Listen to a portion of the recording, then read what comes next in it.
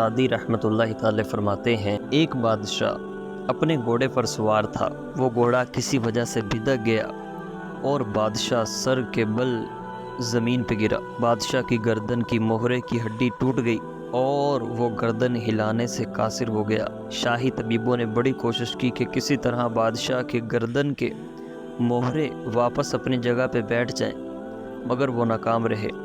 اس دوران ملک یونان کے ایک طبیب اس بادشاہ کے ملک میں آ نکلے۔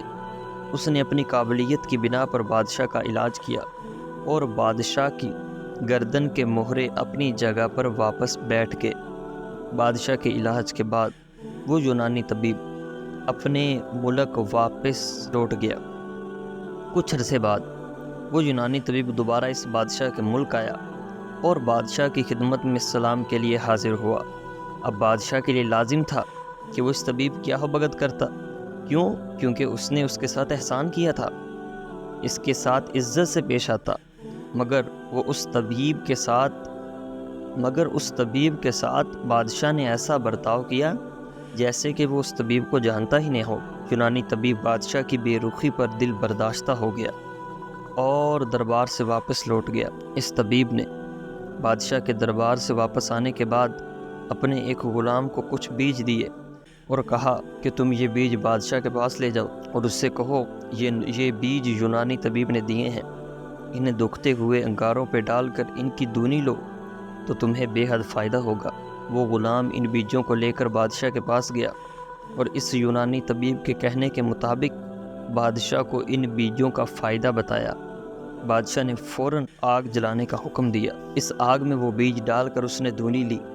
جب بادشاہ کو دھواں لگا تو اس نے ایک زوردار چیخ ماری اور پھر اس کی گردن کے مہرے اپنی جگہ سے سرک گئے۔ بادشاہ اس صورتحال سے بڑا پریشان ہوا۔ اس نے حکم دیا کہ یونانی طبیب کو ڈھونڈ کر میرے پاس لایا جائے۔ بادشاہ کا حکم ملتے ہی شاہی فوجی اس یونانی طبیب کی تلاش میں نکلے۔ وہ اسے تلاش کرتے رہے لیکن وہ طبیب نہ ملا اور اس مغرور بادشاہ کی گردن دوبارہ ٹھیک نہ ہو سکی۔